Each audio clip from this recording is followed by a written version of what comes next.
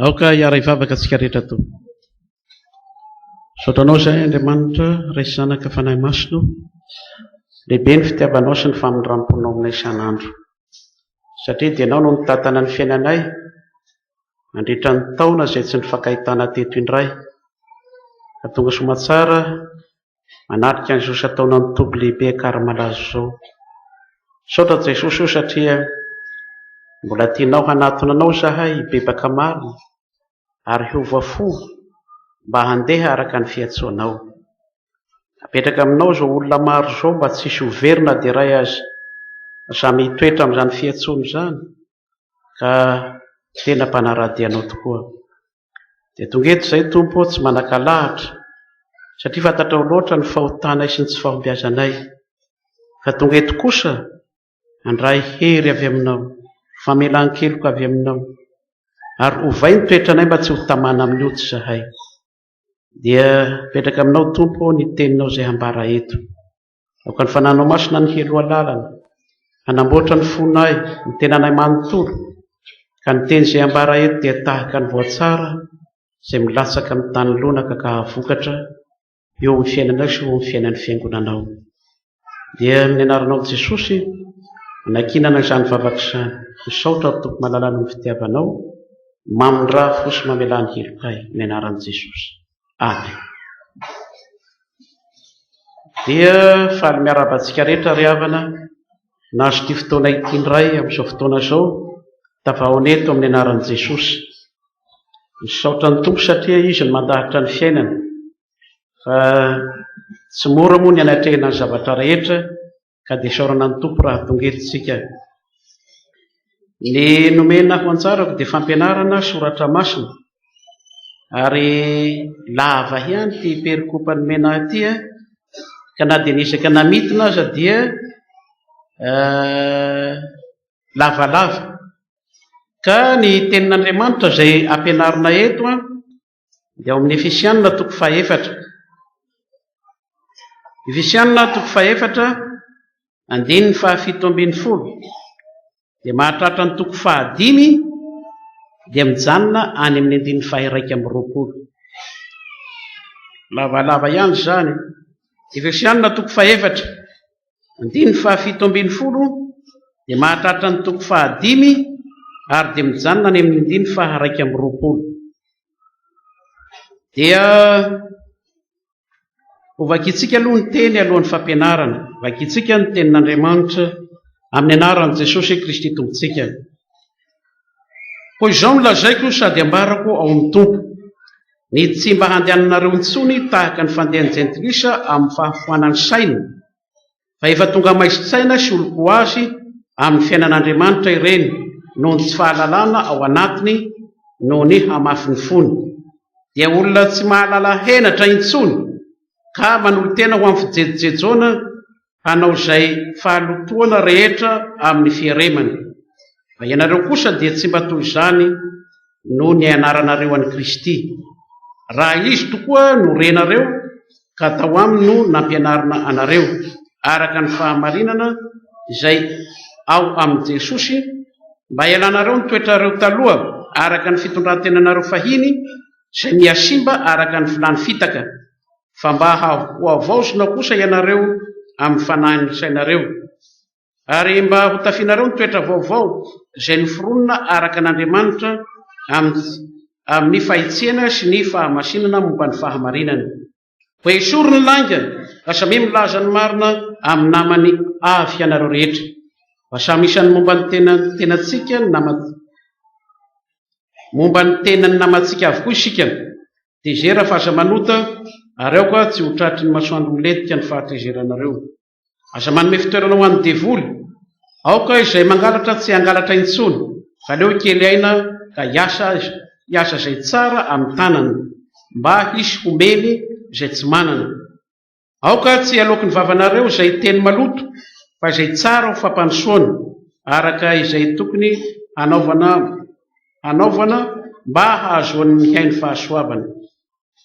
Ary aza mampalahelo ny fanahy masin'Andriamanitra izay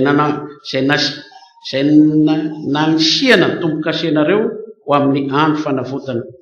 Isory aminareo ny folentika rehetra sy ny fahavinirana sy ny fahatezerana sy ny fitabatabana sy ny fitenenany ratsy ary ny lolopo rehetra, ary aoka samy halemy fanahy amin'ny namanareo avy ianareo ka ifampianatra sy ifamela heloka tahaka ny namelan'Andriamanitra ny helokareo ao amin'ny Kristy. Ho amin'izany dia aoka hanahaka an'Andriamanitra ianareo tahaka ny zanaka malala, ary mandehana araka ny fitiavana toy ny tiavan'i Kristy ianareo, dia ny nanolorany ny tenany ho fanatitra sy ho fanavotana amin'Andriamanitra ho hanitra kasitrahana amonjy antsika. Fa ny fijangajangana sy ny fahalotoana rehetra na ny fieremana dia aza vela ho tononona eo aminareo akory aza, fa tsy mahamendrika ny olona masina izany, na fahavitavetana, na resaka fahadalana, na voso-dratsy izay tsy tokony atao, fa aleo misaotra. Fa fantatrareo marina fa samy tsy manana lofa eo amin'ny fanjakan'i Kristy sy Andriamanitra, na ny mpijangajanga rehetra, na ny olombetaveta, na ny olona mierina, fa nompo sampy izany. Aza mety ho fitahan'ny olona amin'ny teny foana ianareo, fa zany zavatra zany no mahatonga ny fahatezeran'Andriamanitra amin'ny zanaky ny tsy fanarahana. Ho aza mety ho mpiombona aminy ianareo, fa maizina ianareo fahiny, fa efa mazava amin'ny tombo ankehitriny. Mandehana tahaka ny zanaky ny mazava, fa ny vokatry ny mazava dia ao amin'ny fahatsarana rehetra sy ny fahamarinana ary ny fahitsiana. Mamantatra izay kasitrahan'ny tompo, ary aza miray amin'ny asany maizina tsy mahavoka-tsoa, fa aleo mananatra izany. Fa izay ataony ao amin'ny miafina dia mahamenatra na dia ny milaza izany azy. Fa ny zavatra rehetra raha hanarina dia asehon'ny mazava, fa na inona aseho dia mazava. Koa izany no ilazana hoe nifoaza ianao izay matory ary nitsangana amin'ny maty dia ampazavanao Kristy. Ho tandremo tsara izay fandehanareo mba tsy hitondranareo tena tahaka ny adala, fa tahaka ny endry, ka raraoty ny andro azo anaovatsoa fa ratsy izao fiainana izao. Ary noho izany dia aza manao adaladala, fa aoka ho fantatrareo izay sitrapon'ny tompo. Ary aza ho mamony divay ianareo, fa amin'izany dia misy fanaranam-po amin'ny ratsy, fa aoka ho fenon'ny fanahy. Ka ny fampilaza amin'ny salamo sy ny firana ary ny tononkira-panahy dia mihira sy mikalo ao am-ponareo ho an'ny tompo, misaotra an'Andriamanitra ray mandrakariva noho ny zavatra rehetra amin'ny anaran'i Jesosy Kristy tompontsika, sady mifanaiky amin'ny fahatahorana an'Andriamanitra, fahatahorana an'i Kristy. Amen. Vaky teny ihany izay efa lavabe izay, kanefa dia fitinina ihany izay zavatra ambara eto. Tsy ho tsara ho marina manokana eto aloha, ny lohateny izay anjarantsika amin'ity dia ny hoe ny fandehanana tahaka ny zanaky ny mazava, fandehanana tahaka ny zanaky ny mazava. Ka tsara ho marina eto aloha fa tsy hiditra amin'ny ady hevitra samihafa momba ny mpanoratra no atao eto, fa amin'ny teolojiana sy ny mpampianatra soratra masina teo alohako no antenaiko fa efa nanao izany. Misy ady hevitra be manko ty mpanoratra tika, tsy hiditra amin'izany tsika. Antony satria efa ty amin'ny toko fahaefatra sy fahadimy misy atsika, ka raha miverina ny ady hevitra amin'ny mpanoratra lava ny resaka, ho mainka lava. Kanefa na dia izany aza dia mety handalo ambangovangony ihany amin'ireo toko voalohany hatramin'ny toko fahaefatra eo alohantsika ety isika. Raha ny mahamanokana ny epistily ho an'ny Efesianina no resahana, dia tsy misy ao amin'ny soratry ny testamenta vaovao manana fifandraisana bebe koa amin'ny fiangonana ankehitriny tahaka an'ity epistily ho an'ny Efesianina ity. Ny mahazava-dehibe azy araka ny mahafatr'Andriamanitra ho an'ny fiangonana moderna azy dia tsapa amin'ny fahitana ny fomba samihafa anoloran'ny mpanoratra azy zany. Ao no ahitantsika azy ny mahazava-dehibe an'ity epistily ity, ao amin'ny fampitana n'ilay hafatr'Andriamanitra, ao no ahitantsika azy. Anisan'izany ny fampianarana ny amin'ny mahamanerana an'izao rehetra izao ny anjara asan'i Kristy ao amin'ny famoronana sy ny fanavotana. Hita fa tena ambony amin'ny raha momba ny ekumenisma izany. Ny Efesianina no andrenesana ny fanamarinana momba ny fankalazana fa ilay tompon'ny fanompoam-pivavahany fiangonana no mpanapaka sady mitondra an'izao rehetra izao koa, ary ao aminy no misy ny planina hanangonana ny firenena rehetra sy hampisy ireo lamina rehetra hatanteraka izany. Miaraka amin'izany koa dia ity epistily ity no miatrika zava-misy azo tsapahitanana momba ny ratsy izay mbola mangeja ny fiainan'ny olombelona, na eo amin'ny fiainan'ny olona tsirairay zany na eo amin'ny fiarahamonina. Dia hita zany ato amin'ny epistily. Ny zavatra azo antoka nefa dia ny fananan'ny mpanoratra viana voafaritry ny seha-pandiniana momba ny fandresen'ny Kristy ny tontolon'ny tany, na ny kosmo zany. Mbola ho resena io ary ho resy tanteraka, ary tsy maintsy ho tongo zany fandresen'ny Kristy ny tontolon'ny tany zany. Ary ny fandresena tanteraka ny herin'ny ratsy misy eo aminy koa ny tanteraka zany. Na dia zany aza dia mahalala tsara ny zava-misy ny mpanoratra fa ny fiangonana dia ampahorian'ireo fahefana ratsy eto amin'izao tontolo izao, izay tsy maintsy toerina sady reseny zany fahefana ratsy zany. Ireo zava-miavaka hita amin'ny liturjia ao amin'ny epistily izay miaraka manamafy ny taratasy eto, raha ho an'ny mpanoratra manokana indray ny jerena dia maneho fihetsika velona asehon'ny tanan'ny mpanoratra amin'ny fanehoany ny tononkira sy ny momba ny finoana, ny vavaka, ny sakramenta izay narafy ny soratra pastoraly zany. Ireo no manome ny hanitry ty epistily ity sy mampiavaka azy amin'ny epistily hafa.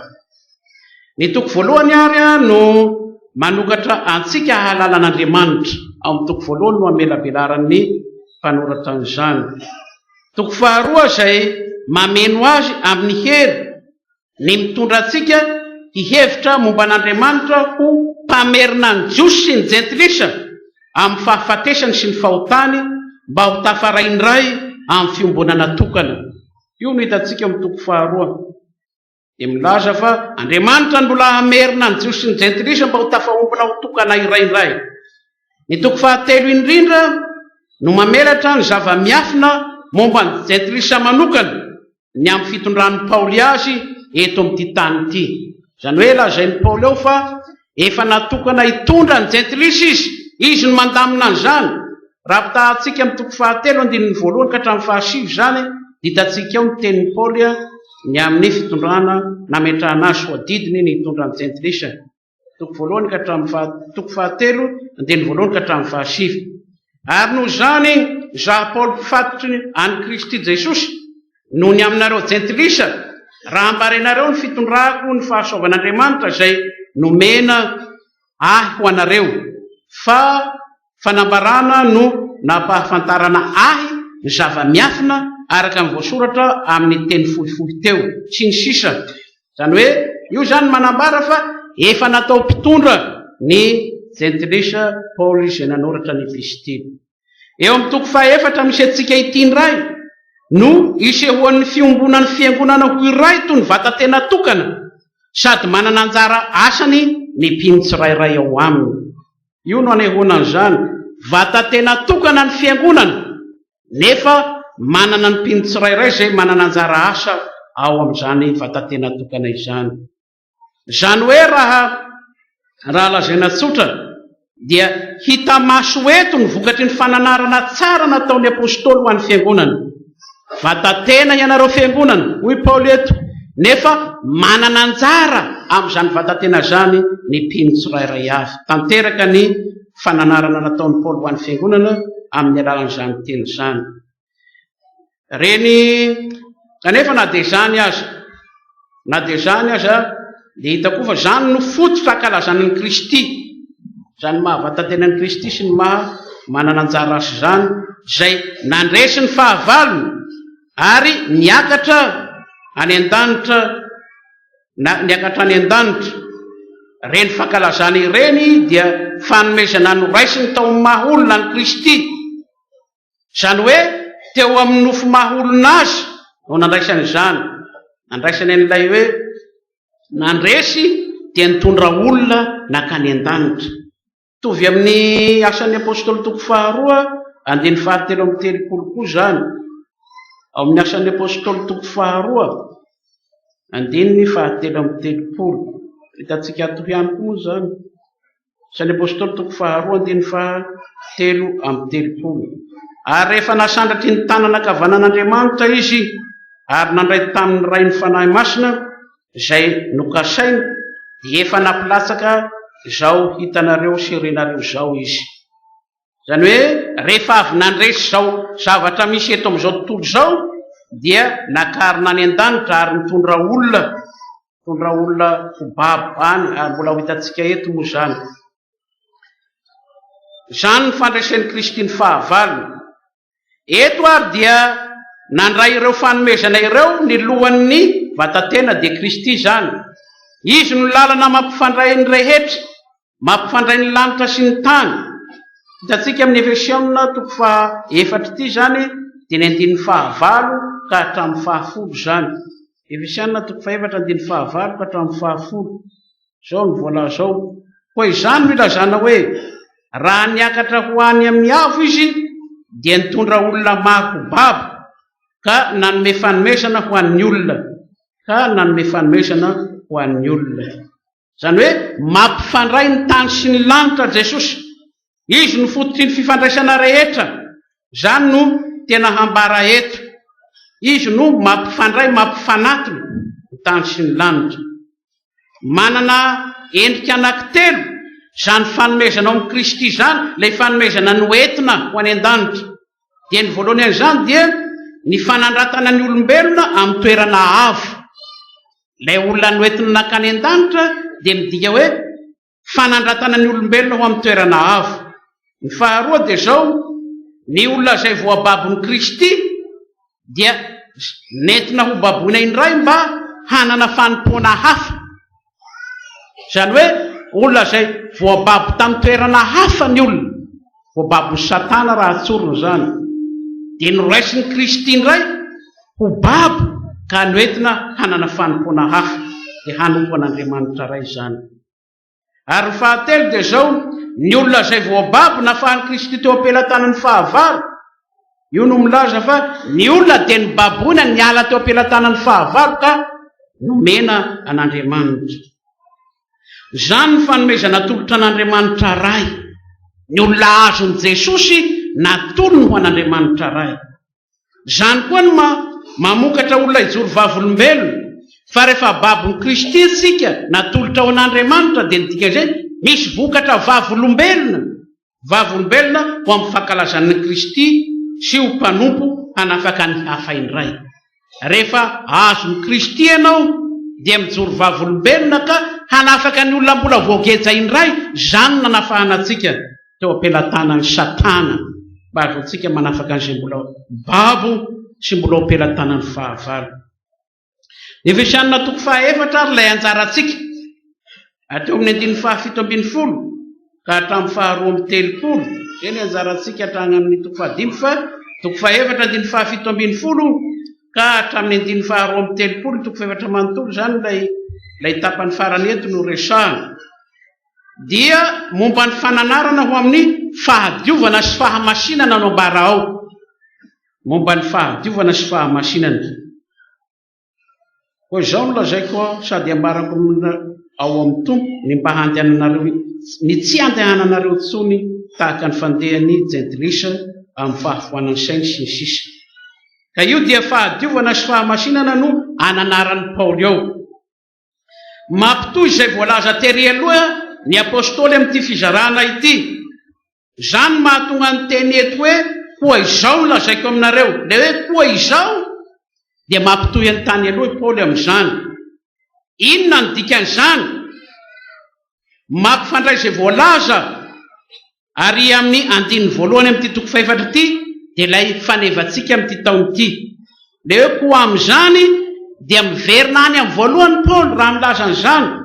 Jerentsika ny toko fahaefatra andininy voalohany. Ary noho izany zaho mpifatotra noho ny amin'ny tompo dia mangataka aminareo mba handeha miendrika ny fiantsoana izay niantsoana anareo.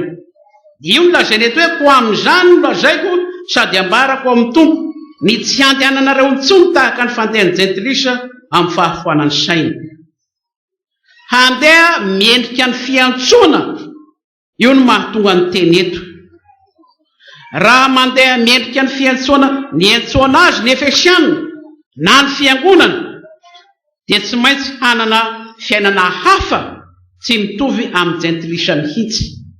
Io ny fiangonana. Raha mandeha miendrika ny fiantsoana ny fiangonana dia azo antoka fa tsy handeha araka ny fanaony jentilisa intsony izy, tsy mandeha amin'ny fiainany jentilisa na ny fanaony.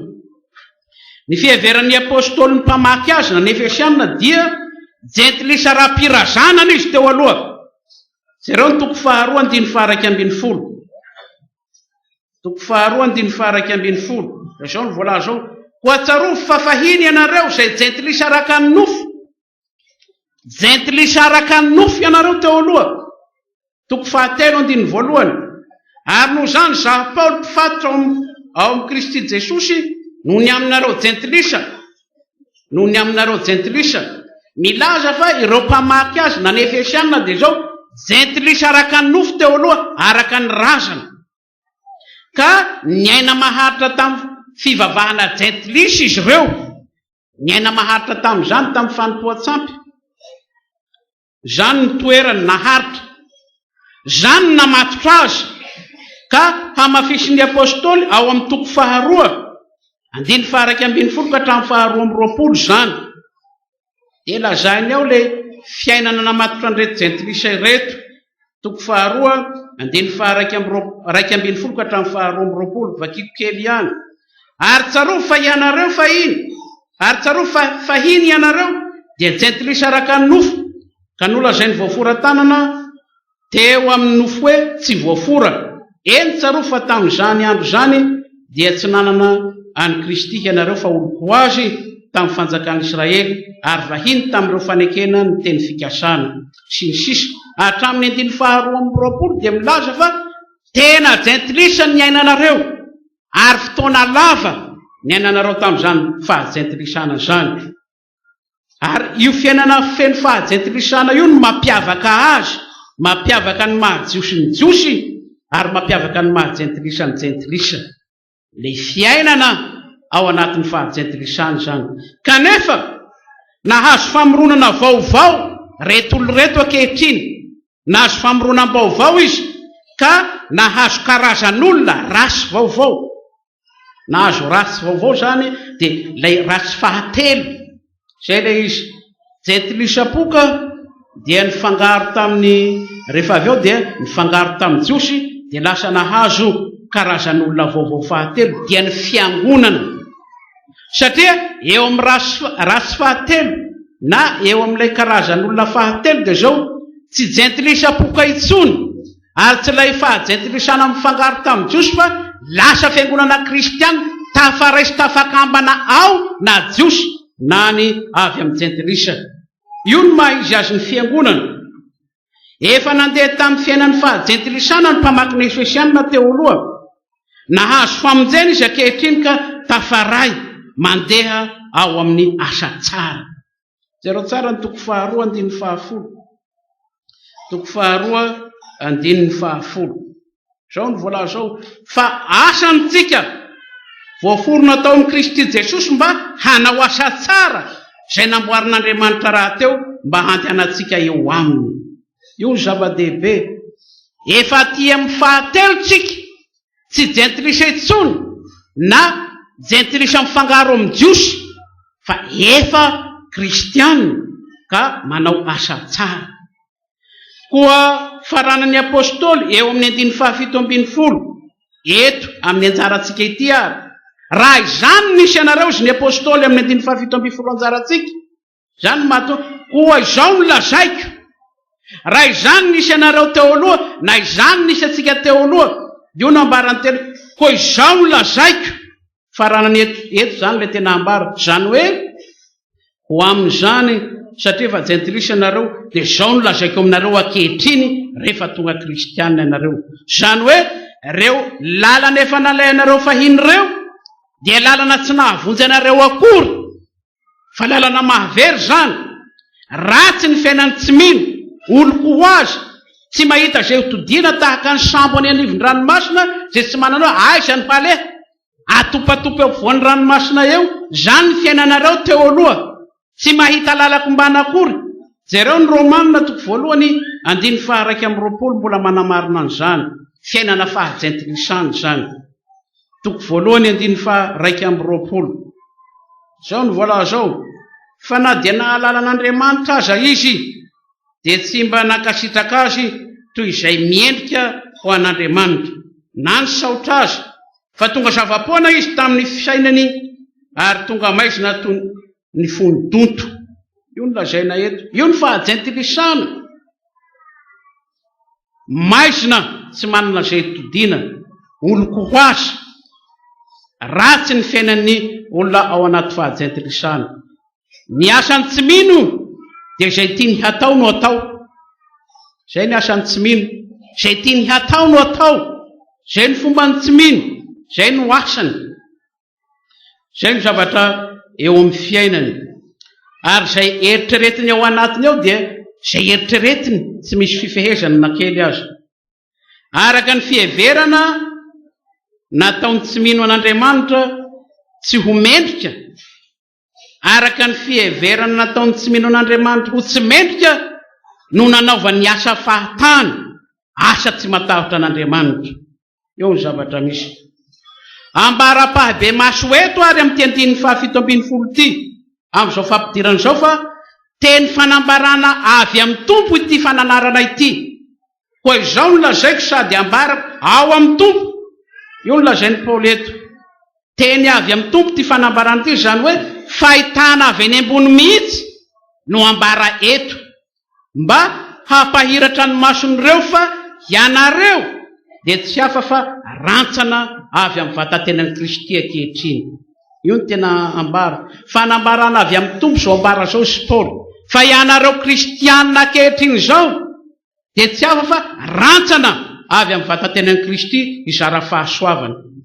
Ary ny fanaovanareo an-tsaina momba izany no hamokatra fijoroana vavolombelona amin'ny asanareo, amin'ny asa izay ataonareo amin'ny tompo. Ary amin'ny alalan'ny fahefana ananako izy Paoly apôstôly no amoahako izany aminareo, satria apôstôlin'ny jentilisa izy. Inona ary ilay fananarana? Inona ny mahatonga ny Paoly milaza hoe fahiny ianareo dia tarifa izao nambarako amin'ny tompo ankehitriny? Inona ny fananarana? Fananarana dia tsy tsotra, tsy handeha araka ny fanaon'ny jentilisa, tsy hiverina any amin'ny jentilisa indray ny fomba, tsy fotoana hiainanareo amin'izany intsony ny maharatsy ny vatan'ny Kristy ianareo ankehitriny, dia ny sampy sy ny fomban'izao tontolo izao, tia fijejoana sy fijangajangana, io ny manjaka amin'ny fiainany. Rio ny 7:20 ka hatramin'ny 7:20. Tsy miverina any amin'ny fahajentilisana indray. Io no ambarako anareo avy amin'ny tompo zany teny zany. Io ny lazainy Paoly eto. Io dia mampieritreritra tokoa ry havana. Fa firifiry moa ny kristianina. Firifiry ny kristianina. Betsaka. Eny fa hatramin'ny fifoazana azy. Mankafy ny toetra maloto tahaka izany. Efa lasa lavitra amin'ny fanompoanan'i Kristy nefa miverina any amin'ny fahajentilisana. Firifiry ny olona manao izany. Ny fiovampo miala amin'ny fanaon'ny jentilisa dia tsy fanaovana ny fahajentilisana intsony. Zavatra tsotra izany. Ny fiovampo fialana amin'ny fahajentilisana dia ny tsy fanaovana ny fahajentilisana intsony. Fa raha tsy izany, mamita tena ny olona. Tena mamita tena ny olona. Raha lazaina dia mamita tena hianao. Raha efa tonga kristianina nefa miverina amin'ny fiainan'ny fahajentilisana. Zany hoe mandainga amin'ny tenanao ianao milaza hoe kristianina nefa tsy izy. Raha efa tonga aty amin'ny maha-kristianina mbola miverina amin'ny fanao jentilisa. Fa izay miaina amin'izany fomba fahajentilisana izany dia tsy maintsy manao ny ataony. Betsaka ny olona no manao izany. Misy lanonana jentilisa dia milaza ny olona manao hoe dia mba hoeny aho. Dia ny olona manontany azy hanao inona eny? Tsy hanao ny fomba ny afa mba hijery ny ataony. Fa tonga avy eny ianao fa dia raoka. Tratrany ianao raha miditra eny. Fa rehefa niala tao dia tsy makao intsony. Izay no izy. fa tsy hoe makeny mba hijery ny ataony fa zay miaina amin'ny fomba jentilisa dia tsy maintsy manao ny ataony. Eto ny apôstôly dia mitanisa ny fahadalàny jentilisa zay efa ny ainan'ny kristianina teo aloha mba hamparikoriko azy. Tsy mora ny lazany eto andiny efa tonga maizitsaina sy oloko azy amin'ny fiainan'Andriamanitra ireny noho ny tsy fahalalana ao anatiny noho ny amafiny fony dia olona tsy mahalala henatra itsony ka manolo tena ho amin'ny fijejojejoana hanao zay fahalotoana rehetra amin'ny fiaremana sy ny sisa. Io no lazainy eto tany Saint Paul ireny zavatra ireny mba hamparikoriko ny efa tonga kristianina ary mahamenatra izy na dia milaza azy araka ny bokon'ny Kolosianina zany. Ambara eto ary fa ny maha-kristianina ny kristianina dia izao tsy hoe fiovana fomba vaovao hafa tsy mitovy amin'ny teo aloha intsony no ataony fa ny kristianina raha lazaina amin'ny fomba hafa hoy Paul eto dia teraka indray. Ny kristianina dia teraka indray, tsy ny hoe miova fomba ihany fa tena nateraka ary teraka indray. Zay le kristianina. Zany hoe toy ny tsy nisy mihitsy na jentilisa azy teo aloha, tsy tokony nisy marimarika ahitanao jentilisa ty olona ty teo aloha fa tena hafa satria olom-baovao nateraka zava-boary vaovao. Zay ny kristianina. Zay le izy. No zany dia avy alao tanteraka sady vonoy ny fomba fanao jentilisa maizitsaina teo aloha. Io no ambaran'ny Paoly apôstôly. Inona ary no atao rehetra? Dia inona zany no atao rehefa niala amin'ny fahajentilisana? Dia hanao inona? Dia be ny kristianina manontany teny dina zany no atao korapasy. Hany zany fa niala tamin'ny fanaoko taloha dia hanao inona zany? Inona zany ro ataoko zao? Betsaka ny olona manontany tena tahaka an'izany, tsy fantany akory makaiza. Inona no atao? Tsy maintsy mianatra ao amin'ny Kristy, hoy ny apôstôly eto. Tsy maintsy mianatra ny amin'ny Kristy. Zareo ny 2:20. Zao na amin'ny 2:20. Fa ianareo kosa dia tsy mba toy izany noho ny anaranareo any Kristy. Tsy mba toy izany ny anaranareo any Kristy. Io no lazany eto. Tsy maintsy mianatra amin'ny Kristy ny olona zay efa niala tamin'ny fahajentilisana, hoy ny apôstôly eto. Fa ianareo kosa dia tsy mba toy izany ny anaranareo any Kristy. Hafa ny anareo. Tsy mitovy amin'ny jentilisa fa hafa. Tenin'Andriamanitra azo vakiana tsara ny fiainan'i Jesosy. Io ny tsarovo ry havana. Tenin'Andriamanitra azo vakiana tsara ny fiainan'i Jesosy ka aza vakiana ao anaty taratasy fotsiny fa vakio ao anatin'ny fiainanao. Io no ataovan'ny Kristy. Tenin'Andriamanitra azo vakiana tsara, teny velona azo vakiana ny fiainan'i Jesosy ka aza vakiana ao anatin'ny taratasy ihany fa vakio amin'ny fiainanao. Zany no atao hoe mianatra ny Kristy. Io no atao hoe mianatra ny Kristy. Ary tsarovo ny mpianatra Jesosy. Mpianatra ny Jesosy anie tsy nampidirina tamin'ny Estipielina na nampidirina tamin'ny Salta fa mianatra amin'ny isanandro na matory na mifoha na misakafo na mandeha na mitoetra na miala sasatra, mianatra amin'ny Jesosy. Ary io no ambara inona no hataontsika? Dinio izay nataon'i Jesosy ary aza vakiana amin'ny taratasy ihany fa vakio amin'ny tenanao. Io no ambaran'ny Paoly eto. Io rehetra hoe mianatra ny Kristy zany, vakio amin'ny tenanao. Zany no atao hoe mianatra ny Kristy. Tsy maintsy mamaky ny fiainan'ny Kristy fa miainao aminy mba hianatra izay nataontsika. Raha mianatra amin'ny Kristy ianao dia ho voavontsy, ho afaka amin'ny fahamaizinana. Ho amin'izay dia tsy ho amban'ny fitaka sy ny lainga intsony fa hisokatra ny masonao, ahita fa tena ratsy ny fomba fiainana teo aloha. Ny fiainanao amin'ny Kristy ary tsy mifamakena boky ihany fotsiny ny fiainanao amin'ny Kristy fa ny fihenoana ny feony. Zareo ny 2:20, fihenoana ny feony. Tsy mamaky boky ihany. Raha izy tokoa ny renareo ka tao aminy no nampianarana anareo araka ny fahamarinana zay ao amin'ny Jesosy. Io ny 2:20. Tsy mianatra ihany fa mihaino ny feony. Ary zava-dehibe zany ry havana. Ary io dia zavatra tsaroako.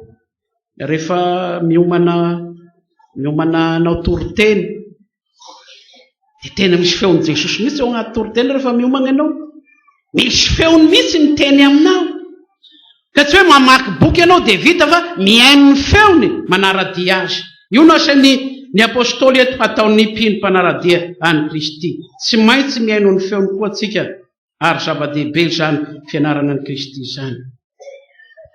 Io ary no ambarany soratra masina eto, ny tsy famakena ny boky ihany fa sady hianatra azy tsika no hihaino ny feony.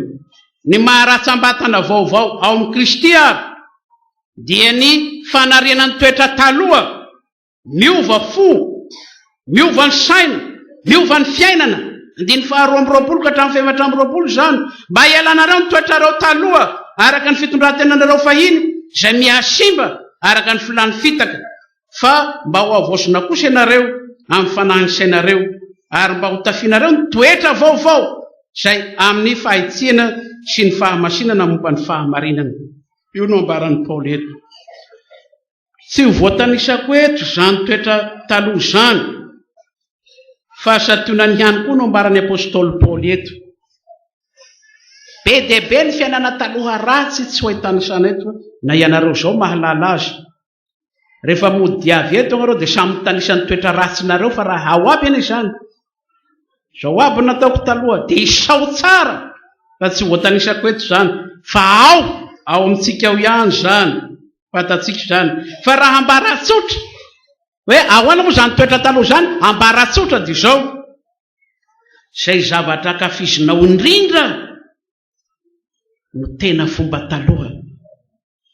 Raha ambaratsotra, izay tena ankafizinao indrindra, io ny fomba taloha. Ary izay zavatra halanao indrindra nefa fantatry Jesosy fa mahasoa lavitra ankehitriny, io ny fomba vaovao. Izay halanao indrindra nefa fantatry Jesosy fa mahasoa lavitra ankehitriny, io ny fomba vaovao. Ary io matetika anao ataon'ny dokotera, ty fanafody ty no mahatsara anao, dia hoanao mangidy ty, io no mahatsara anao. Dia laza amin'ny dokotera hoe tsy nohaniko le fanafody fa le taloha ihany toy izy, satria iny mahatsara. Tsy izy zany, izay halanao indrindra fomba taloha io, fa zay tianao indrindra ny fomba taloha, fa zay halanao nefa tian'i Jesosy hoanao, io ny fomba vaovao. Ary zay zavatra halanao zany, io no hitondran'ny Kristy anao hanavaosana anao, zay tsara lavitra noho ny teo aloha zany. Zao ny marika ahafantaranao azy.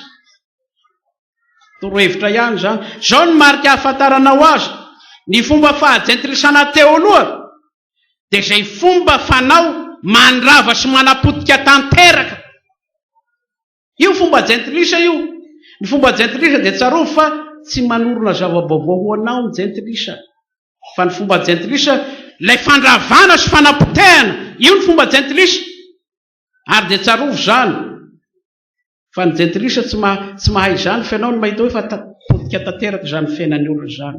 Ary ny fiainana vaovao kosa manorona fahatsarana sy manavao ny fiainanao ho tonga zava-boary vaovao. Io le fomba vaovao ao amin'ny Kristy, fomba izay manorona fahatsarana sy manavao ny fiainanao ho tonga zava-boary vaovao. Zareo ny 720 sy 720. Fa mba ho avosona kosa ianareo amin'ny fanahisainareo, ary mba ho tafianareo ny toetra vaovao izay noforonina araka an'Andriamanitra amin'ny fahitsiana sy ny fahamasinana momba ny fahamarinana. Io lay ahitantsika azy. Zareo izay nanapotika anao teo aloha, aza miditra amin'izany intsony. Vahoaka mety hahavaosin'ny Kristy ianao mba hitondra tena zava-boary vaovao. Zany indrindra no antony ilazana eto hoe manadio sy manamasina amin'ny Kristy ny fiainana maha-kristiana. Rehefa tonga kristiana ianao dia tsarovy fa sady diovina sy hamasinina ao amin'ny Kristy. Zany no ataon'ny Kristy ny fiainantsika, diovina sy hamasinina. Ka na dia efa very aza ilay endrik'Andriamanitra teo aloha, dia indro averin'Andriamanitra indray zany. Endrik'Andriamanitra tamintsika efa very noho ny fahotana, fa rehefa amin'ny Kristy ianao ahorina indray, averina indray, zany endrik'Andriamanitra izay very teo aloha zany tsarovo zany ry havana. Fandravana ny toetra taloha ary fananganana ny toetra vaovao ary ny fiainana kristianina. Io no ambarany Lotera, hoy ny dama ela ao anatintsika tsy maintsy vonoina amin'enina sy ny fibebahana atao sanandro. Zany le izy. Ka ny fiainana kristianina ny tena izy dia ady. Zany ny fiainana kristianina. Zany hoe mandrava le fiainana teo aloha ary manangana na mitoetra amin'ny fiainam-baovao. Zany no atao hoe fiainana kristianina. Fandravana ny teo aloha ary fanangana ny toetra vaovao ny fiainana kristianina. Tsy maintsy arodana ny taloha ary atsangana ny vaovao. Toy izao ary maneho ny apôstôly azy eto. Ny anankiray arodana ary ny anankiray ahorona. Jereo ny toko fahadimy amby roapolo na ny tapany voalohany dia izao no ataony. Koa esory ny langa, arodana ny langa, zany no marina. Dinina ny faharoa, ka samy milaza ny marina amin'ny namany afy ianareo. Ny atsangana indray dia ny filazana ny namany, filazana ny marina. Io no atsangana. Arodana ny langa, atsangana ny marina. Raha tena kristianina no tsy mpandainga, mpilaza marina ianao ankehitriny. Arodana izao, aza mitana lolo-posy fahatezerana eo amin'ny 220 tezera fa aza manota. Ary ao ka tsy ho tratry ny masoandro miletika ny fahatezerana reo. Tezera fa aza manota. Zany hoe aza mitana lolo-po fahatezerana. Ary ny tapany faharoa amin'ny hoe ary ao ka tsy ho tratry ny masoandro miletika. Inandray no tsangana manaova fampihavanana. Tsy efa maty vo hoe tahak'izay dia mba navelako ihany ny keliko rano iny fa dia maty ke izy. Ahoana izay no mataoko rehefa tokany amin'i Jesosy. Aza mitazona lolo-po, atsangano ny fampihavanana. Arodana ny halatra eo amin'ny toko 2:20. Aoko izay mangalatra tsy hangalatra intsony. 2:20 zany ary tapany faharoa, asa tsara no atsangana. Raha vo kristianina tsy maintsy izay, misy arodana dia misy atsangana. Raha nangalatra teo aloha dia manao vasa tsara amin'izao kristianina izao. 2:20 fa leo kely aina ka hiasa izay tsara amin'ny tanany. Ina koa no arodana? Teny ratsy, teny fahatany. Ao amin'ny toko 7:20 tapany zany. Aoka tsy haloaka ny vavanareo izay teny maloto. Tena manahirana ane io. Raha miditra amin'ny stationnement ianao dia tapeny sofina. Fa tsy mora ny teny maloto ao. Rehefa miova kristianina ianao, inona no atsangana? Fiteny manampy ny hafa. 2:20 tapany B. Izao no lazainao. Anao ka tsy aloaka ny vavanareo ny teny maloto, arodana zany. Fa izay tsara ho fampanosoana arak'izay tokony hanaovana mba hahazoan'ny mihainy fahasoavana. Zany hoe ny teny avoaka ny vavanao zany dia fiteny manampy ny hafa. Inona ny dika zany? Toriteny mamelona azy. 9:30 arodana ny fitondran-tena ratsy. Esory aminareo ny folentika rehetra sy ny fahavinirana sy ny fahatezerana sy ny fitabatabana sy ny fitenenany ratsy ary ny lolopolo rehetra. 9:30 ray, inona no atsangana? Ny alemem-panahy. Io no atsangana ny alem-panahy.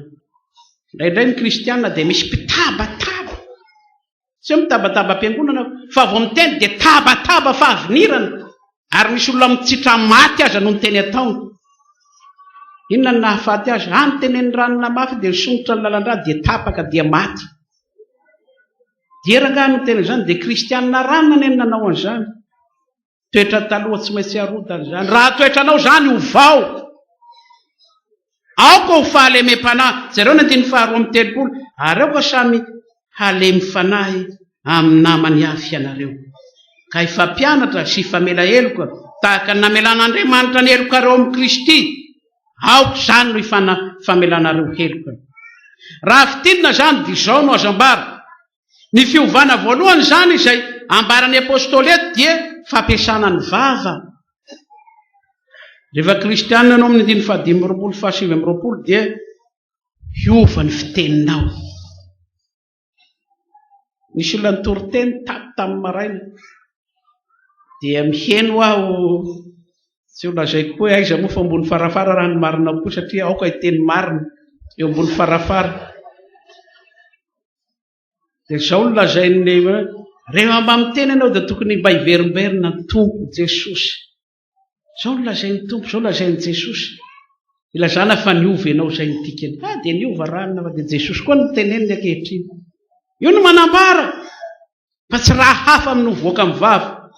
Izany ho fiovana voalohany ho hita amin'ny olona zany dia izao araka ny 520 ny fampiasan'ny fiteny. Hanao fiteny marina sy hiteny tsara fa tsy hiteny ratsy ny hafa. Tsy mandanga na manao ronono atavy mamitaka ny namana fa milaza ny marina. Milaza amintsika aho eto fa raha marina daholo izay nolazain'ny mpanao politika teto Madagasikara, efa niohatra lavitra noho ny tany mandroso eto ambony tany eto sika. Fa izay ilatsaka dia hanompo ny vahoaka. Mandrak'izao mbola aiza ary le izy miandry eny ny olo. Rio zavatra misy olo avo efa nandroso lavitra noho ny tany mandroso sika. Inona no lazainy olona ary inona no ataony olona? Ny ahafantarana anao fa niova dia sahy milaza ny marina sy miteny fiteny fampandrosoana ny hafa. Niova ianao izay, milaza ny marina dia mampandroso ny hafa. Vava milaza fahasoavana, vava miteny filazantsara dia ny tenin'Andriamanitra izany. Niova ianao izay. Raha voatarotarom-poana ro ataonao na fitapitaka tsy izy ianao, na dia miteny kristianina na averinao injato ny tenanao kristianina, lengy zany, tsy marina zany. Manaraka izany indray dia ny fampiasana ny tanana. Ny vava io no atanao miova, dia ny faharoa ny fampiasana ny tanana. Aleo manao asa tsara iveleo manao hoe Paoly apôstôly eto. Miasa tsara fa tsy mangalatra. Ma tsy hangalatra ny an'ny hafa. Fa ny asa dia fanomezana avy amin'Andriamanitra hatramin'ny famoronana izany. Zareo amin'ny Genesis 2:5 fa hiasa sy hitandrina ny sa nametrahana antsika. Tsy mbola nanota ny olombelona, tsy mbola niditra ny fahotana, nefa nitsofin'Andriamanitra hiasa sy hitandrina ny sa. Ka fanomezana avy amin'Andriamanitra ny asa. Io no izy. Fampiasana ny tanana hanasoavana ny tena, hampandrosoana ny fiarahamonina, io avy amin'Andriamanitra izany. Ampiasa ho araka ny sitrapon'Andriamanitra ny tananao, hamelona anao. Fa aza ampiasanao hanary anao any amin'ny helo hoy Jesosy. Toriteny mbola vetivety zany raha ny tananao kavanana no mitaditady hitarika anao makany amin'ny helo, tapaho. Aoka hampandroso ny fanjakan'Andriamanitra, aoka anao asa hamelona ny tenanao amin'ny tsara, fa tsy tanana handraoka zavatr'olona na tanana hanary anao amin'ny helo, fa tsara aminao. Tapatanana ila ho Jesosy fa fironona tanana vaovao indray any ambony. Io no lazainy eto ny fampiasana ny tanana. Manaraka izany dia hamafisina eto koa fa ratsy ny fahotana, ary tena ratsy ny fahotana. Ka na detesitra azy ianao, aza mitahiry heloka hampanotanao izany. Eo no manahirana amin'ity raharaha-piangonana ity. Isy tena mahatesitra. Tena mahatesitra zany dia tena tesitra ianao. Rehefa avy eo vao mahatsiaro hoe dia mivavaha ho azy moa dia mivavaka ho azy. Raha ny marina ny tohisana dia izao avy lao any. Rehefa ity ro hanahirana janony fa fakapanahy zany. Io no lazaina eto. Io no zavatra manaraka ratsy ny fahotana. Ka na detesitra azy ianao, aza mitahiry fahotana ny amin'izany, satria fanomezana toerana malalaka ho an'ny devoly zany. Zareo ny 5:20. Tezera fa aza manota. Areo ka tsy ho tratry ny masoandro miletika ny fahatezeranareo. 5:20. Aza manome fitoerana ho an'ny devoly. Satria ratsy zany fahotana zany raha manaiky raisiny ianao. Tena ratsy zany. Na detesitra azy, na detesitra ihany, aza mitahiry fahotana. Indrindra moa fa ny manota raha teo, aza manome fitoerana. ho an'ny devoly. Io no ambarany Paoly apôstôly eto. Asa mampahelo ny fanahy ny 170. Ka mampalahelo ny fanahy zany fanomezana fitoerana ho an'ny devoly zany. Noho zany esorina ny folentika, ny fahavinirana, fahatezerana, tabataba, fitenenany ratsy, lolopo. Io esorina. Ireo mantsy no teny mandrava sady mahafaty ny namany. Fa ny fahalemem-panahy, fifamelan-keloka, tahaka ny namelan'Andriamanitra heloka atsika no fifamelantsika. Io ny teny manorina. Zany ny teny mamelona avy amin'Andriamanitra ry havana. Ny manana zany toetra zany no atao hoe mahalala an'Andriamanitra. Rehefa manana an'izay toetra maha-kristiana izay ianao dia io no atao hoe mahalala an'Andriamanitra. Eo amin'ny toko 15 tsika. Zareo amin'ny toko 15. Ho amin'izany dia aoka hanahaka an'Andriamanitra tahaka ny zanaka malala ianareo. Ka ny olona manana ny toetra ny kristiana arak'izay ambara ety no atao hoe mahalala sy malala an'Andriamanitra.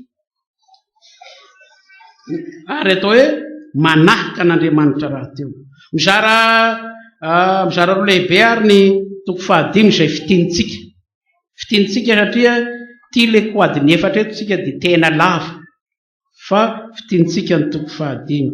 Fizarana voalohany dia ny toko voalohany ka hatramin'ny faharoa ihany amin'ny toko 15. Fizarana faharoa kosa dia toko 17 ka hatramin'ny faha 20 farany. Toko voalohany ka hatramin'ny andiny voalohany ka hatramin'ny faharoa, ny fizarana voalohany amin'ny toko 15 zany, dia ny fizarana faharoa ny andiny fahatelo ka hatramin'ny andiny faha 20. Inona ary ny voalohany? Fananana fiainana amin'ny mpitiavana. Ary ny faharoa kosa dia ny zanaka malala, ny fiarovana amin'ny fahalotoana. Io ny faharoa. Ny voalohany zany dia fiainana amin'ny mpitiavana, fananana fitiavana. Io natao zanaka malala manam-pitiavana. Fa ny faharoa kosa dia fiarovana amin'ny fahalotoana. Eo amin'ny andiny voalohany sy faharoa eto ary dia fananarana momba ny fiombona mpitiavana na ny momba ny fitiavana kristianina no ambara eto. Ho amin'izany dia aoka hanahaka an'Andriamanitra ianareo tahaka ny zanaka malala ary mandehana amin'ny fitiavana toy ny tiavan'ny kristianareo, dia ny nanolorany ny tenany ho fanatitra sy ho fanavotana amin'Andriamanitra, ho hanitra kasitrahana hamonjy antsika. Raha kristianina ary miverimberina matetika zany fitiavana. Manana fitiavana kristianina ny kristianina. Fitiavana kristianina. Dia mianara amin'ny Jesosy. Io no lazainy eto araka ny lazainy. Aza vakianao amin'ny boky fa vakio ny toetra ny Jesosy. Hitanao zany toetra-pitiavana zany. Manamafy ny amin'izay voalaza tery ambony ny apôstôly amin'ity andiny voalohany sy faharoa ity, ka mampitambatra azy amin'ny andiny manaraka eto, tahaka ny nanoloran'ny Kristy ny tenany ho fanatitra sy ho fanavotana, dia mba manolora tena ho an'Andriamanitra koa isika mpanaradia azy. Aoka hanahaka an'Andriamanitra nanolotra ny Kristy ho fanatitra koa, fanatitra velona koa isika, araka ny toko 12 amin'ny Romanina andiny voalohany sy ny manaraka izany. Atoloro ny tenanareo fanatitra velona tahaka ny nanoloran'Andriamanitra ny Kristy ho fanatitra. Aoka koa tsika mba hanao tahaka an'izany, hoy Paoly apôstôly. Ho fanafahana an'Andriamanitra masina dia tsy maintsy ho fanafahana atsika izay ataon'Andriamanitra masina amintsika zany. Ka noho zany dia tsy maintsy masina koa isika. Ao amin'ny Levitikosy dia milaza zany, aoka ho masina ianareo satria masina Jehovah Andriamanitra reo. Aoka ho masina isika tahaka an'Andriamanitra masina. Mpamindra fo dia mba ho mpamindra fo koa tsika izay nataon'Andriamanitra, satria tsika kristianina ry havana dia natao zanaka hanahadray. Tamin'izay mbola nanao skoto, vao kelikely nanao skoto, dia rehefa hendry ilay skoto dia tsy miteny ilay lehibenay, tsy mba miteny, tsy miteny izy fa hendry ny skoto. Rehefa miadaladala ny skoto dia izao no teneny hoe tena manahadray se. Fa nahoana izao fomba se izao dia manahadray. Dia faranao mieritreritra nga hadala ny raiko, tonga dia hendry amin'izay. Satria ny fitenenana izy manao adala izay toa ny rainy. tonga dia miova tapoka ianao. Ka ny kristianina dia natao hanahadray. Ny raintsika dia fitiavana, mpamindra fo, mpamela heloka. Ka raha tena kristiana manahaka azy. Ary izay ny tadiavina eto, mpamindra fo Andriamanitra dia mpamindra fo koa tsika. Hoy Jesosy, ako ho tanteraka ianareo toy ny fahatanterahany rainareo izay ny an-danitra. Ao amin'ny toko 5:7 izany ao amin'ny Matio. Matio toko 5:7. Ako ho tanteraka ianareo. Fa raha tahaka ny any fariseo ihany ny fahamarinanareo, inona ny maha-kristiana anareo? Fitiavan'Andriamanitra dia tsy maintsy manam-pitiavana koa ny zanany, mandeha amin'ny fitiavana. Io no lazaina eto ry havana. Ary andiny faharoa amin'ny toko 5, ary mandehana amin'ny fitiavana toy ny fitiavan'ny Kristy anareo. Io no ampianary soratra masina antsika. Raha tsy hainao izay dia mba tereo ny tenanao hahay azy raha izay no izy. Mianatra ao amin'ny Jesosy, mandray amin'ny Jesosy. Jesosy no mampianatra antsika, manova antsika mba hanam-pitiavana. Ary rehefa manova antsika hanam-pitiavana izy, aza miverina amin'ilay teo aloha intsony. Hatreto amin'ny andiny 7 ka hatramin'ny 2 ary dia anatra ho fiarovana amin'ny fahalotoam-pitondran-tena no ambaran'ny Paoly. Amafisin'ny apôstôly amin'ny andiny 3 sy 4 fa olona masina ny kristianina, ka tsy tokony voatonona eo amin'ny fiainany ny fahalotoam-pitondran-tena amin'ny fijangajangana sy ny fiaremana, fitiavam-bola tafahoatra na ny fiaremana izany, na fahavetavetana, na resaka fahadalana, voso-dratsy sy ny sisa. Io no lazainy amin'ny andiny 3 sy ny 4 sy ny manaraka. Fa ny fijangajangana sy ny fahalotoana rehetra na ny fiaremana dia aza velako tononona eo aminareo akory aza, fa tsy mba mahamendrika ny olona masina izany. Olona masina tsika ry havana hatreo amin'ny batisa, satria no hamasinitsika. Ka tsy tokony reo raha reo no hita eo amin'ny fiainantsika. Ary lazainy aza vela ho tononona eo aminareo izany, ka ho tononona hoe ranona dia izao no ataony. Ary marina izany, bebena ny olona matratra an'izany, fa aza tononona eo aminareo izany, aza atao fantatra eo aminareo izany. Olona masina ny kristianina, ka tsy tokony voatonona eo amin'ny fiainana izany faharatsem-pitondran-tena izany. Hateo amin'ny andiny 5 sy 9 no andavan'ny Paoly mafy an'ireo mpampianatra hafa izay nanohitra ny Paoly. Isan'izany libertiniana izay manome vahana ny filibana ranofo ho tsy misy fiantraikany amin'ny famonjena akory. Tsy magnahy io izy ny mpampianatra hafa ny libertiniana milaza an'izany. Io tsy dia magnahy. Na mijangajanga ianao ny manao fahalotoana izany, tsy misy fiantraikany amin'ny famonjena izany. Fa mety izany amin'ny maha-kristiana. Tsika ne olona afaka e. Ary io fahavoazan'ny kristianina koa. Tsika tsy ambany lalàna fa ambany fahasoavana. No izany dia afaka manao adalàna eto amin'izao tontolo izao. Iza no nilazan'izany? Tsy mendrika ny olona masina izany. Izay no ambaran'ny filazany tsara. Izay no ambaran'ny Baiboly manontolo. Tsy mendrika ny olona masina izany. Andany izany dia fantatry ny apôstôly koa. Izay ataon'ireo mpankasitraka ny fomba n'izao tontolo izao fantany. Fantatry Paoly apôstôly ny ataon'ireo mpankasitraka n'izao tontolo izao. Makamamy ny faharatsiana maharikoriko izay marika hafantarana ny mpanompo sampy sy ny tsy manana n'Andriamanitra maro. Fantatry Paoly io. Ny olona makafy an'izao tontolo izao, ny mpanompo sampy ny tena tiany io. Marika hafantarana ny mpanompo sampy, makafy an'izao tontolo izao. Misy resaka kely dia toaka, dia moa ny mpanompo sampy. Neky ny olo fa tsy miteny iny asiana toaka. Ary indray misy tratrany ny kristianina, vita ny vavaka ao am-piangonana, vita ny vavaka farany amin'ny fahafatesany, handeha ny tômôbilina mitondra raza, asiana toaka ny mponen'ny tômôbilina. Ha! Avy eo dia vavaka ro atao.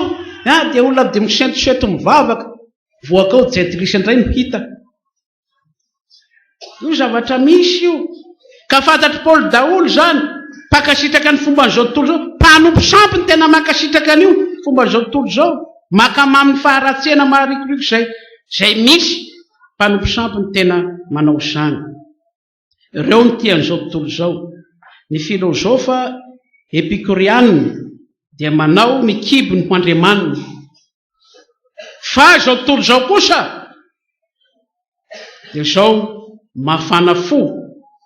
Zao tontolo zao mafana fo amin'ny fomban'izao tontolo zao kosa dia ny vola sy ny harena no Andriamanina. Marina io, ny vola sy ny harena no Andriamanina. Zay ny mpakafy an'izao tontolo zao. Ny epikorianina dia ny kibony no Andriamanina, fa n'izao tontolo zao sy ny mpakafy azy ny vola sy harena io no Andriamanina.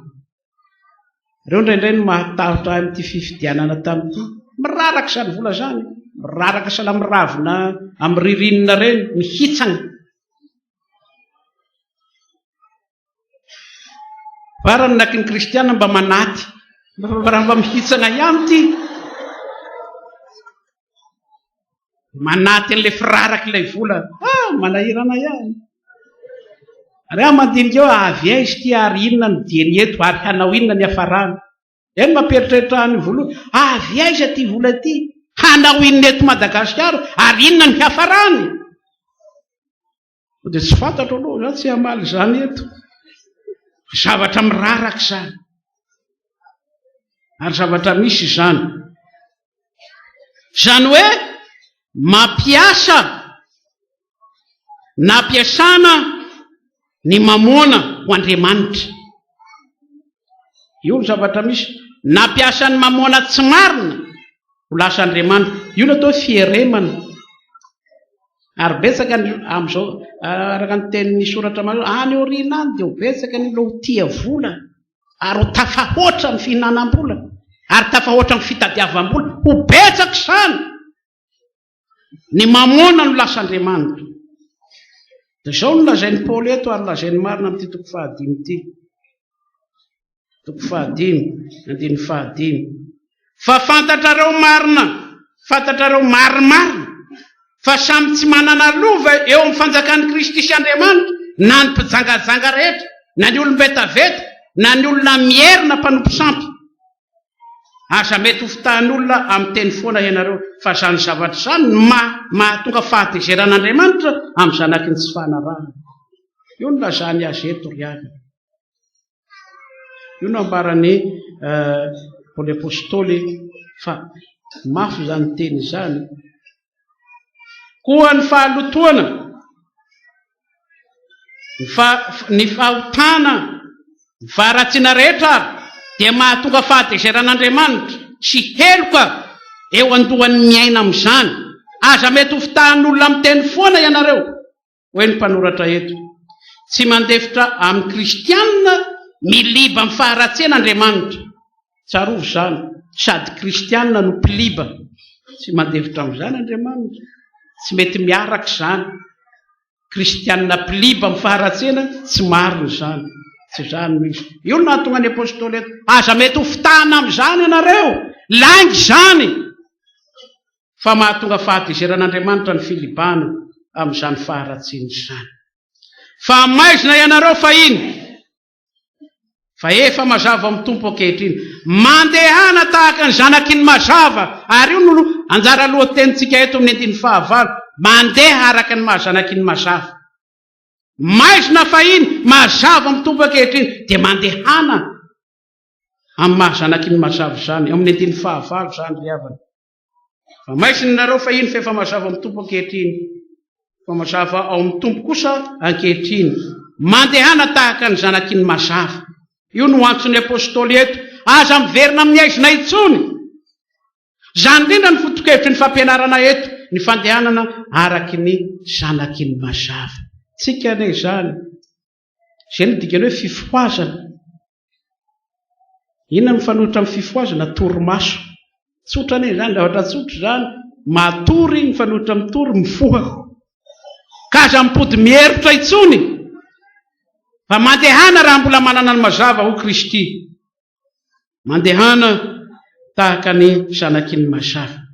Zany indrindra ny foto-kevitra eto, ary io no fiainana kristiana, ary zany fiainam-pifoazana. Tao anatin'ny aizy ny fahajentilisany na alehantsika teo aloha, fa ankehitriny ao amin'ny mazava aza miverin-dalana intsony. Miantso amin'ny fiovana ny apôstôly eto, satria efa novana ianao, efa zava-boary vaovao teraka indray. Dia aza mihevitra tahaka nataony Nikodemosy. Nataony Nikodemosy, ataony olona ahoana moa ny hiditra ny kibondray rehefa lehibe? Anaovy hoe te-hipody ihany. Fa rehefa teraka indray mandehana amin'izany fahavelomana amin'ny Kristy izany. Aza miray amin'ny asany maizina tompo, fa mifoaza ary mitsangana amin'ny maty. Io ny andininy 410 eto amin'ny toko 5. Aza miray amin'ny asany maizina ho izy. Ndiny koa izao no ilazana hoe mifoaza ianao izay matory amin'ny mitsangana amin'ny maty dia ampazavanao Kristy. Mitsangana amin'ny maty zany, mitsangana miala amin'ny fahafatesam-panahy ny dikan'izany, ka mandray ny fahazavana avy amin'ny Kristy. Io ilay izy. Tahaka ny nataony Jesosy any Lazarosy tao am-pasana, hiala amin'ny fahafatesana, no ataony apôstôly eto. Ka ilazana hoe ry fifoazanao, mivoaha hiala amin'ny fasana. Io no lazainy eto. Ry kristianao, mivoaha hiala amin'ny fasana. Mifoaza, mitsangana amin'ny maty, fahafatesam-panahy zany. Ny fitondrana tena maloto ary no karazana fasana mandrapaka tsikelikely ny kristianina ankehitriny. Ny fitondran-tena maloto no karazana fasana mandrapaka tsikelikely ny kristianina ankehitriny. Dia mody ataony hoe tsamagnahy. Io ny fahavazan'ny kristianina, tsamagnahy. Tsamagnahy kely dia tsamagnahy kely dia farany dia ny tegnany manontolo tsy misy mampanahy, fa dia mahazo manao fahotana, manao fahalotona daholo. Io no efa fasana mandrapaka tsikelikely ny kristianina. Mandehana tahaka ny zanakiny mazava. Dikan'izany mibebaha hatrany hatrany aoka hanolo tena ho an'Andriamanitra. Raha mbola tohizany io dia izay ihany ny ankapobeny, fa dia izay no amarana anazy. Mandehana tahaka ny zanakiny mazava, aza miverina amin'ny fahotana intsony na ny fahamezinana rehetra, aoka hibebaka isan'andro hanolo tena ho an'i Kristy, satria zany ny antsoinantsika hiala amin'ny fahamezinana, handeha amin'ny mazava mandrakariva. Voninahitra ny eo an'Andriamanitra izay fazatra amin'ny tarindrindra ka mandrakizay. Amen. Vavaka tsika. Saotranao izay Andriamanitra ray sanaky fanahy masina, fa natsoinao hiala tamin'ny fahafatesam-panahy ao anatin'ny fahotany zahay. Fasana zany. Raha tamanao anaty fasana, na dia velona aza dia ho maty ihany.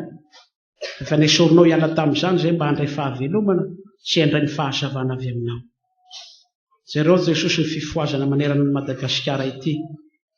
Indraindray dia efa hita fa vao mandeha amin'ny maizina ihany ny sasany. Azavelanao tamana amin'izany, fa mpanosoy amin'ny fitiavanao, satria izany ny mahasanakao anay. Da io ary ny mpamonjy toby. Zareo ty toby lehibe akary malaza ity. Ianao no efa nametraka an'ity hatramin'ny voalohany, ianao no mbola hiazona azy hatramin'ny farany.